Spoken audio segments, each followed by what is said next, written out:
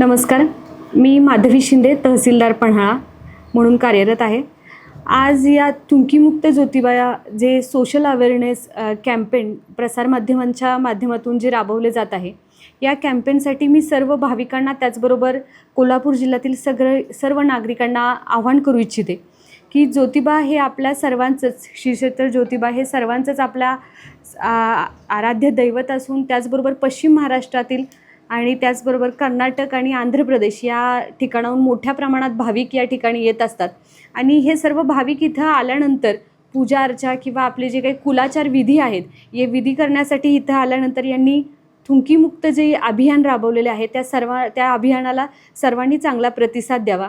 आपल्या देवाच्या ठिकाणी आपण कुठल्याही प्रकारचा कचरा करू नये. मग प्लास्टिक असेल किंवा थुंकी जी काय आहे, आपलं पालखी मार्ग असेल किंवा मंदिराच्या परिसरात कुठेही थुंकू नये असे आव्हान या ठिकाणी मी करते. या अभियानाचा जास्तीत जास्त प्रचार आणि प्रसार हे जे काही ज्योतिबाचे भाविक आहेत, त्याचबरोबर कोल्हापुरामधील जे सुजाण नागरिक आहेत तेच करणार आहेत. त्यामुळं सर्वांना परत एकदा आवाहन करते आणि मी थांबते. धन्यवाद.